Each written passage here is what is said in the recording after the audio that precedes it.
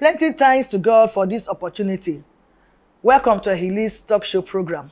Vivid View. Say and do it.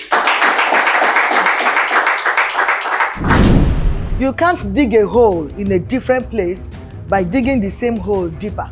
Say something, somebody. My name is Mebradu Ogenesunwe. You can't dig a hole in a different place by digging the same hole deeper. It simply means that you cannot do the same thing in the same way and expect a different result. You have to have the ability to adapt your strategies and change your processes to meet the dynamic needs around you. Thank you so much for that brilliant response. You said it all. I just have little to say that it's only change that is actually dynamic. So you cannot really dig a hole in different place by digging it deeper for you to get a better result. So there must be change. You must adapt new method. You must change your pattern for you to achieve that your desired goal. Whether it be in your academics or at your workplace or even in government. There are problems in government that be solving the same way. And you can't get a good result. We need to change our method. We need to change our system. That is exactly what we are trying to say here. So thank you so much for that brilliant answer. We'll continue with our program for the day.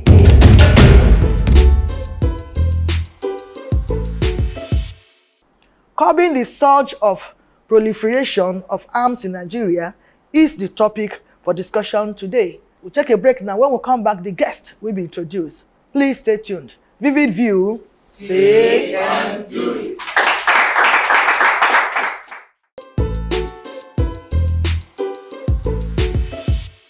What gives birth to relationship first is love.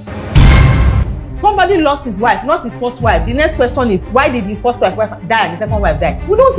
We have no emotional balance, no emotional control. Ladies will say, I don't like this man. Why don't you like him? He doesn't beat me. Because my father used to beat my mother. In Nigeria, we have about 2.2 million people living with disabilities. Wonderful. We have the adults who are going through so much stress today, and they can't even have their head up in the society. You that is bad, you are hitting your wife all the time. Stop beating. Don't turn your wife to punching bag. Join us every Sunday on Vivid View with the Hillis. You see me, they wear native. It is a planner. It's not a fashion. Anywhere they do their enter chop rice. I know go give up till you go better for me.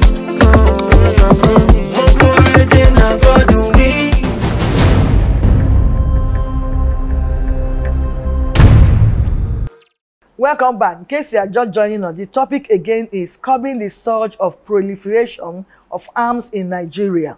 And with me in the studio is a chief consultant resource. Let's make welcome Grandmaster Yusuf O. Nasir.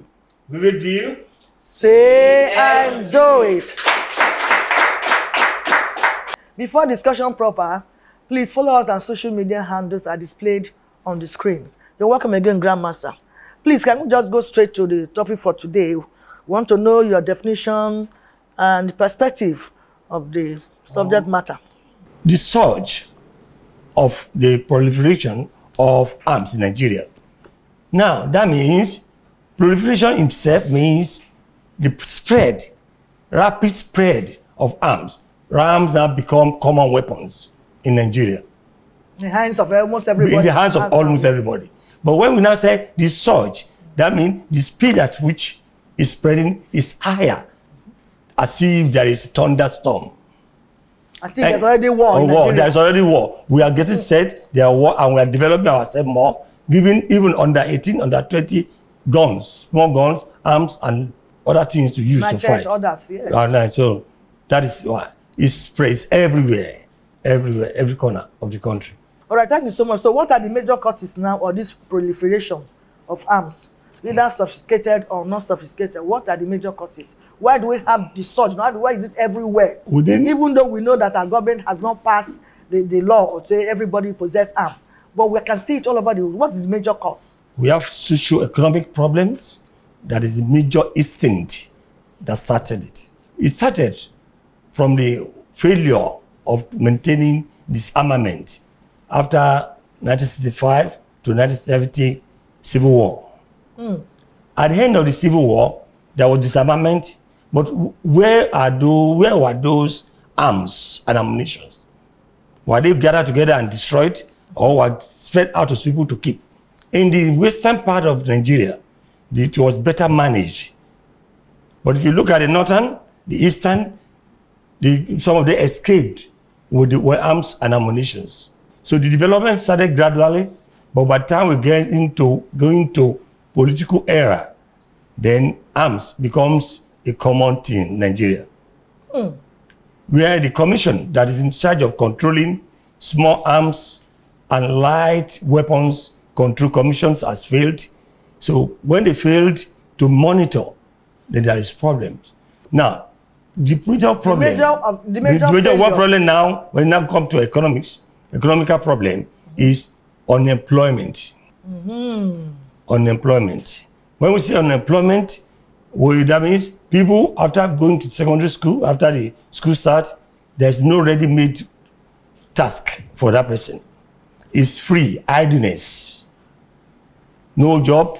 So when he's invited and he's got something to be used to make money for a living, he will be happy that, yes, this is a shortcut to make money. Another one is poor conflict management policy and knowledge. The way we handle conflicts when it comes to disagreement, people are being cheated, and the person cheated when he has some small weapon to defend himself, you now go to retaliate. When it comes to social, political problems, because of I have weapons to defend myself, if I'm cheated, then I'll go through other way to fight back physically and then fight for myself. Then lastly, is the problem of trying to accept fault. Our leaders, poor leadership. When they are in power, the power to do things the way they are, what they like, is now making people to look for help. Then the whole world is growing technologically. As a result, the quasi-governmental forces and corporate securities are trying to meet up with the present standard. That means whatever weapon they are using before, when it becomes outdated, what do they do to the outdated ones? They upgrade it. They upgrade it. When it's upgraded, where do they pack the arms? They also obsolete. The obsolete now go to the public with little cost. But as we have heard from the news, from our professions, nobody is allowed to hold guns, from the small arms to the light weapons, that is shotguns and the rifles. But in the streets today at night, if you go around, you will see somebody call himself a night guard and you see him with gun, a rifle. So that is the development of it. So when they have access to it without license, and who are those to give a license in Nigeria? President of the country and the Inspector General of Police. They are the only two that are allowed. Saddled with that responsibility. To now give license. Now, how do they now monitor it? That is why, that when I'm being cheated, I have to look for a way to fight back at all costs. Thank you so much, sir. You're already making some salient points. These are the loopholes why we have respect. We are talking about the surge now all over the places. Yes. Because politically, some of them will even buy the arms and give to their targets to go and fight for them, and they don't retrieve it from them, even when they have won the position. They don't retrieve from them. These are part of things we are seeing that make it everywhere now. I remember sometime in news few years ago, they said they caught a ship of machete, well sharpened, bringing to Nigeria. Yes. Machete, well sharpened, over 700, I don't even 7,000 or whatever. Bringing them to Nigeria to do what? To fight for election. So that I must win. If I don't win, I retaliate. And retaliating is given us. So these are where the loopholes. And even in memory lane, you brought us to after the war, where did they keep all those ammunitions that were used? When we finally said one Nigeria. But that was the word I had. I was very small, but that one I had. One Nigeria, the war is over, one Nigeria. And then we say, okay, let us embrace this one Nigeria. But what did they put the ammunition they use in that time? We don't know. So these are the ways. And like I said earlier, that government hasn't actually given opportunity for every Dick and Harry to carry arms. No, that bill has not been signed. But we're seeing it. People are doing that today. We will not call them those that are untouchables or the cabals. I don't know the right word to use because people are still using it. Above the laws. Even to the headers, cow headers, they have ammunitions. What are we talking about? Boko Haram? Where did they get the ammunition they have? They're fighting us and all. It did not come to this Nigeria. Where did it pass to come to Nigeria? For them to be well equipped, to be killing herdsmen and all that. So this is what we're talking about. Those who are responsible for this, please, we have to begin from there to tighten our belts if we must allow Nigerians to grow the way God had designed it to be. We're not expected to kill ourselves. We should not devour ourselves. We are one. And what we are saying, we are one. We can settle our differences by dialogue, not by shooting and killing. Once the life is gone, it's gone. No matter your reason. Because of things of these earthly things that even you will die and live. You kill a fellow human being like you. You hire somebody to kill a fellow human being like you because of little things. Haba. It's high time look at this critically. We'll take a break now. Vivid View. Say and do.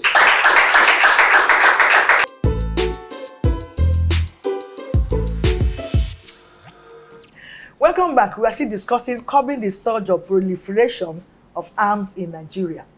With me here is a Grandmaster, and he's doing very well. Grandmaster, there are there factors influencing small arms and light weapons? Fine, let's start from the first factor. In those days, the training standard of our quasi-governmental forces, the Nigerian police, Nigerian army, and others. In those days, if you see a mobile police, we used to call them riot police. When you see him coming, you see this guy is trained. Physically, you will see him. The way he dressed. The way he dressed, the way he moves. All their uniform, well even the muscles. With gaiters. When he walks, there is no pot belly. So the police themselves are not relying on weapons to defend themselves. The Nigerian army are not relying on their weapons to defend or to protect. In the day when I was the training officer for the ECOMOG, they are not allowed to use guns. So the major cause is poor training for the police from schools. How many schools are involved in teaching their children combat sports? Like somebody who has the ability to use his natural weapons. The hand, the knife, the leg, to move become very easy. Now somebody who has, if you look at somebody who has a very perfect control of the natural weapons, it will not, guns will be last resort. Exactly. But weakness, laziness, and the urge to quickly oppress. So as a result, the major cause is that let's look at this training. You lack this training. Yes. In schools, now for example, if somebody is involved in martial arts now, you will never see that person who has gone to the level of a master or a senior belt fighting outside. God, he knows how dangerous the natural weapons are. He knows what is psycho defense. He can fight psychologically without using weapons, either light weapons or small guns. He doesn't need it. And then nobody will rely on guns or other weapons. If you see them on TV, if they are arrested, you see that when they look like lion, one in their actions. But when they are arrested, they look like fools, like dog. God did not have that ability. Their power is gone. Gone. Because that thing they are holding is their power. They depend solely on it. It depends solely on it. Not on physical I want to bring now. an example of a country. I have to mention the country. The Asians, the Chinese, the Asians, the Koreans, the Japanese. You rarely hear of terrorism there. Yes. But everybody in the street are well trained. And when you know it is dangerous for me to step on you, I don't know his ability, I have to be careful. Exactly. Like I'm here, I prefer somebody using gun to fight me, or cutlass or knife, than you use a hand. But if you use gun, it will not take me 2 minutes to complete it, to disarm you. I know what to do. I will get rid of it. Because without you, the gun is useless. Exactly. But me, there is no way you can remove my hands, my brain, my eyes, oh God. My legs. And then when I'm in action, you enjoyed it. So why can't we now start to groom our children from kindergarten, nursery, primary, secondary, university? Otherwise, somebody will not call himself, I'm a member of court. He's a member of court because of that small weapon. Yes. But that's if what the lion. the lion, they call it lion, they call it all those names. While we are in the universities, all those who are in court, when we are calling, they will give way for me to pass. Oh. Because they know who I was then. So that is one. That is second one, rather. Now, another one is that the major cause is that, as I mentioned earlier, that idleness. Many people are idle because they don't know, they don't have a job to do. I will give you an instance. At home, this morning, as today is today, around 10:30, the street looks so dry, but if there's a crisis there, you will see the number of people that will come out from each houses. And you will be surprised. You will be surprised. Are they not going to job? No job, no work. Everybody's waiting for the government to give them job. But why can't you discover yourself? Discover who you are. Who you are is more important than what you are. Because what you are is temporary. As I'm facing you now, if I ask you who you are, most of you may not be able to answer it. But you know what you are. I'm an accountant. Yes. The accountant that is not who you are. But somebody, what you are, somebody who have focus, who will leave the hole he's digging and then decide to go to another hole and put more effort to make a difference and dig deeper. That is who you are. Somebody who, when they say, now we are not giving you this employment, now you are this position, thank you, sir. I will cope with it. And we go there and we perform better. That is it. So another cause is conflict management, sir. The factors, yes. Is the factor. Under conflict management, I first of all talk about action and reaction hypothesis. Whoever is going to be involved, because this class is for the whole country, for my country to be better. How do you want to do it? Action and reaction. For every reaction, there will be an action. Of course. So somebody who says, your dad is crazy. If you want to reply, your grandfather is mad, is crazy. That will be the reaction. Of course. Or, I am cutting orange. That will be better. As I'm cutting the orange, somebody with that conflict slaps me. After the slapping, I stab with knife. Somebody is now coming in to manage the conflict. Who can tell me? It will not start from slapping. It will start from the blood. Is it not ordinary slapping? Why can you stab? The person will stab that man too. And stabbing will continue. Because the conflict managers started wrongly. You must start from the root cause. You must start from the root cause, which is action. See what you have done to yourself. The man will not have slapped you. Why must you slap him?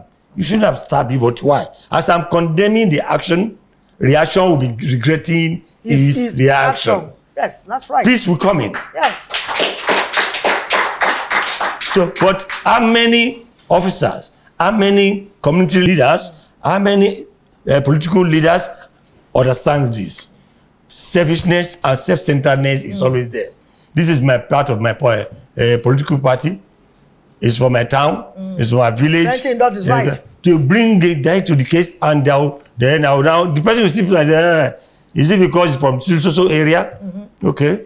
When you get back home, you will now gather his own people, say, we have to fight back. Then it will start to spread. Then where can peace come in? And that's where we are now. And that is where we are now. We will leave the real thing. When we know how to manage conflict, it goes beyond that. The last factor is ability to absorb insults. That is what we call psycho-defense. That we have patience. That's where we are. Because the country now, most people in the street, most people along the road have psychiatric problems. That's true. I don't know. Because most Nigerians, they don't know. They are wearing clothes, dressing well. Yes. They are even driving fine cars. But they are psychiatric patients.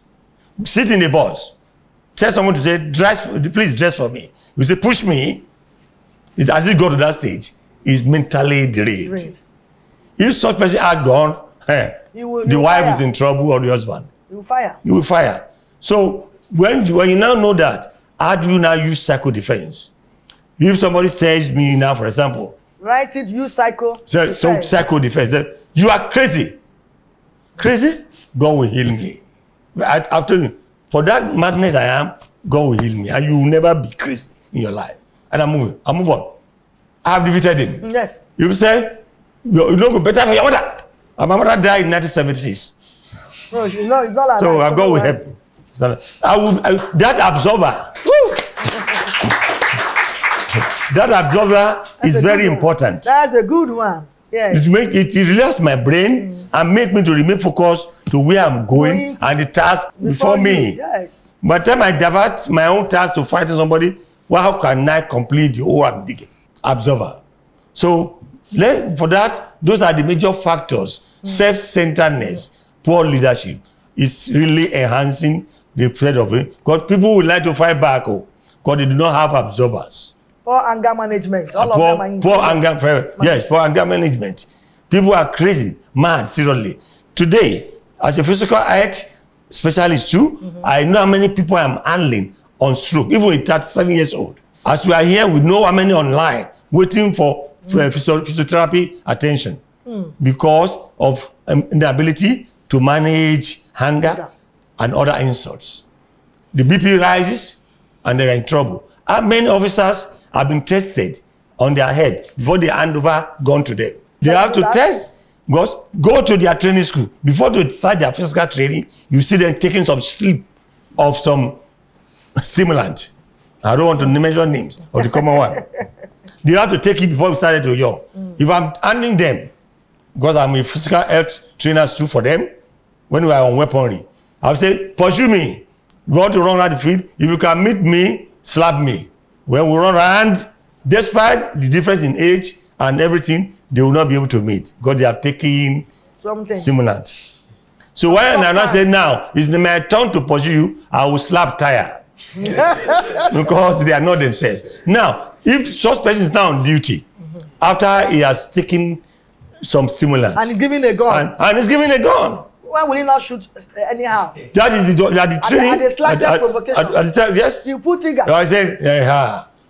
So his own BP too is in trouble. Exactly. Most Nigerians too should manage their temperament anywhere. Husband and wife, despite the love with which they started their life, they were unable to manage the anger. So psycho-defense is the way out.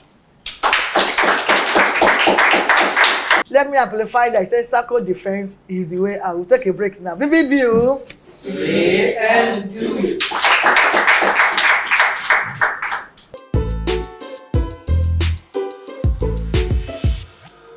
Welcome back. This is Nai. We're still discussing curbing the surge of proliferation of arms in Nigeria.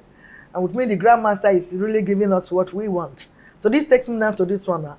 How has arms proliferation contributed to crime and interstate conflict within and outside Nigeria?